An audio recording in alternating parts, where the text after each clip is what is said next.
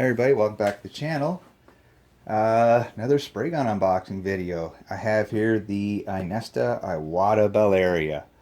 I was eyeing up this gun on eBay back in January. I couldn't decide if it was a real gun or a fake gun. Then the gunman put out a updated top 10 spray gun video, and this was his number 2 choice. But more importantly, he mentioned that you would not find this gun any cheaper than on eBay. And now he couldn't say for sure, 100% that they were, fakes or real ones, but he was inclined to believe they were real. And like I say, won't find it any cheaper than on eBay. So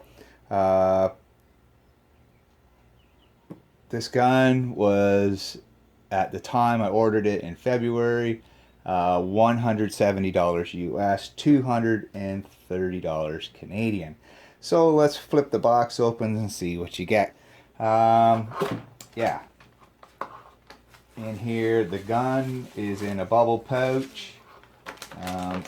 You get some manual stuff here, some really good stuff in here. I've looked this over, tell you exactly what pressures you should be running the gun at, and a toothbrush and a gun filter. Now there was a QA inspection label in here. Yeah, kind of got lost. Now the gun itself, this is basically what you're getting. You're not getting a pot. That's why I have this one in the background. This was in this box. It's just a standard Vapor pot. We'll thread right onto here, like so. Get it lined up. Come on. There we go. Yeah, threads right on. Now the problem is with this, the threading here is kind of short, where the threading inside the cup is considerably deeper. Now, since you don't get a cup with the gun, I actually recently got the D-cups kit, and so I ordered the D-cup adapter for this gun. Now, have a quick look at it. It is a very nice and shiny gun, well chromed. There's not a whole lot of oil on it by any means. Now, what makes me believe this is a real gun? Partially, exactly as I just said, the chrome finish is absolutely flawless. They've machined the casting down absolutely perfectly. I don't think there's any spots on here that even show any roughness that kind of got missed. So that's a good start. Next thing a lot of fake gunners don't do is double stamp both sides of the handle, so you can see it says Anesta Iwata on this side as well as this side. So there's two things. Third thing is this hologram. I don't know if you guys can actually see it or not. It's kind of a plasticky emblem here. It is a two-stage hologram. So in the background, it says genuine multiple times, and then there's like a sphere in the foreground, which also says genuine on it, and also I believe it also has the Anesta Iwata symbol on it. So another good sign. Faker's not going to go to that trouble of putting that on there.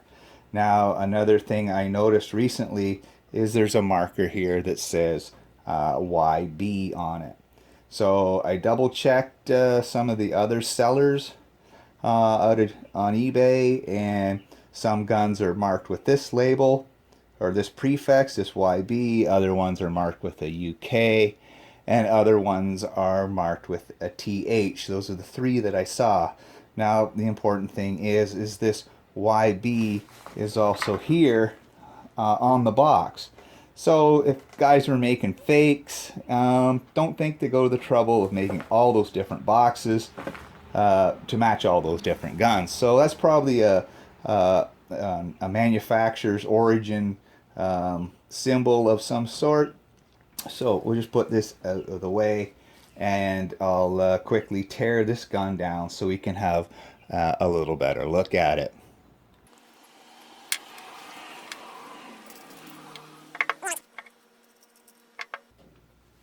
Okay, I'm going to try to bring these pieces up to the camera, or the camera down to the pieces, so you guys can get just a little bit better look here.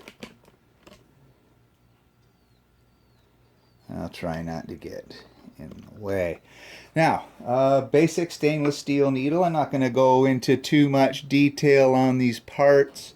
I'm going to save that for another video because I will be doing a comparison. Nice stainless steel needle, has a serial number or part number lasered into it. Comes up to a nice point, rounded on the end. No marks in it. Some of them have a little ridge here.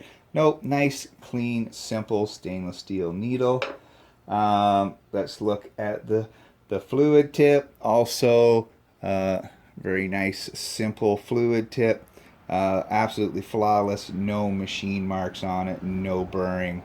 Absolutely magnificent. And as well, also says W400 on one side, and then a serial number that says it's a 1.4 mil on the other. Very simple, very nice. In the body of the gun, you can see, hopefully, there you are.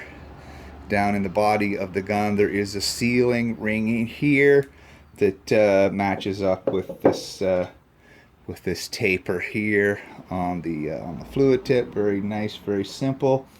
The air cap, very nicely made out of brass and then plated in silver, like some kind of nickel. I don't think it's a chrome, looks more like a nickel.